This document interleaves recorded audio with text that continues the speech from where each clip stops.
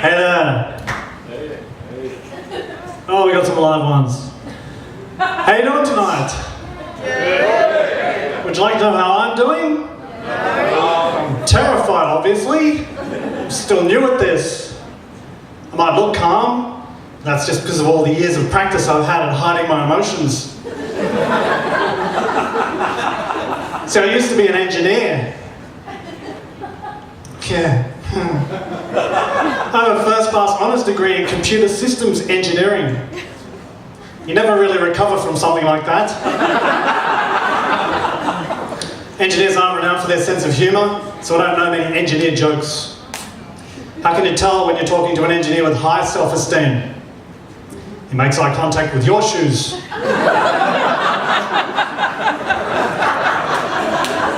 The optimist says that the glass is half full. The pessimist says that the glass is half empty.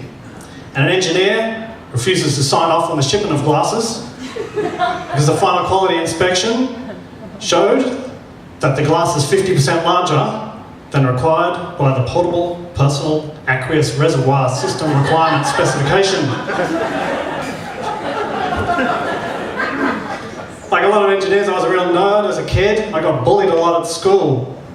There's a lot of talk nowadays about the long-term psychological damage caused by bullying. I don't really think it's all that bad. 20 years of therapy later, I'm almost over it. You can laugh if you like, it's okay. The primary school where we did our comedy course had anti-bullying posters all over the place. They're obviously taking it very seriously. The poster in our classroom had a list of bullying indicators. Things like name-calling, put-downs, physical intimidation, and sexting. I was like, sexting? Really? Like, sexting didn't exist when I was at primary school, but even if it did, I'm pretty sure none of the girls would have used it as a bullying strategy. I'd be like, oh no, it's Jane from 6th grade with no undies on, and suddenly I'm traumatised for life? Speaking about being traumatised for life, one of the exercises at comedy school was to come up with a list of 10 of our character defects. Immediately I could think of 15. Judgmental, narcissistic, arrogant, self-righteous, sexist, low self-esteem, superiority complex, inferiority complex. The list went on and on. Meanwhile, I look at the guy next to me and he's really struggling. Could only think of 4. I leaned over and suggested, try adding lack of self-awareness.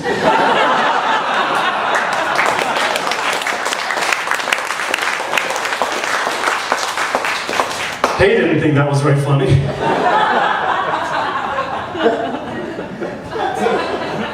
We also learnt another exercise, a comic tool called the Rule of Threes. And with all due respect to our teacher, Rob, I don't like it and I refuse to use it because it's contrived, it's formulaic, and I couldn't find it at Bunnings. But the exercise that really got me was called the Clash of Contexts. We had lists of ideas that didn't really go together, and we had to find the funniest clash. On one list, I found Santa Claus, and on another, being tortured. And I lost it completely. Somehow that image of the red guy, the big red suit and the long white flowing beard, being waterboarded under muffled screams while bamboo shoots are shoved under his fingernails, apparently it's just fucking hilarious to me. I don't know what I've got against Santa. Maybe he didn't bring me that technical Lego set that I really wanted in 6th grade. I'm still angry. Other things that make me angry is being lied to.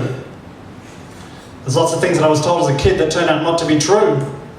Like, you can't judge a book by its cover. Oh, really? Well, I don't know, because if you talk to anyone in the publishing industry, they'll tell you that the very purpose of the cover design is to get you to buy the book. Well, how else are you supposed to decide? Read the whole thing in the bookstore, word for word? You're like 400 pages in thinking, well, this is really shit boring, but you never know. It might come good on the next page. I can't quit now just because the cover is bland and unappealing.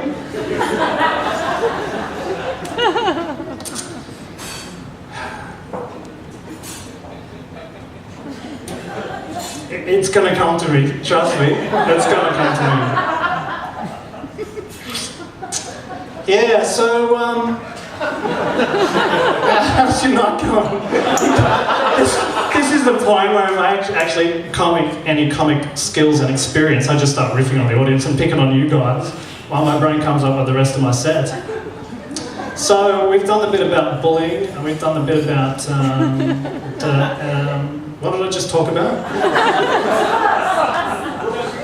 Oh yeah, the books. Right, okay. So you wouldn't buy that. Alright, this is where I reach in my pocket and go for the set list.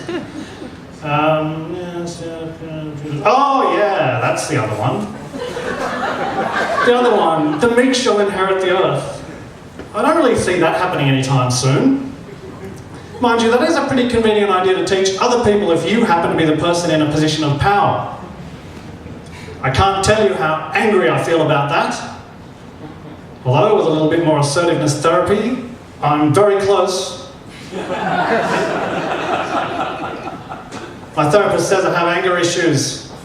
But how the fuck would he know? Also says I'm too judgmental. Fat prick. And that I don't listen. Can't remember what else he said. Anyway, I have a lot of anxiety. I get very anxious a lot of the time. I wrote a poem during a panic attack once. Would you like to hear it? Yeah. Well, I'm going to need a bit more enthusiasm. Like, would you like to hear it? Yeah. Oh, that's better. So, it's titled Anxiety. Anxiety. Bullshit, anxiety, bullshit. Bullshit, bullshit, bullshit, bullshit, bullshit. Bullshit, bullshit, bullshit, bullshit, bullshit. Bullshit, bullshit, bullshit, bullshit, bullshit. Anxiety, bullshit. You can clap if you want.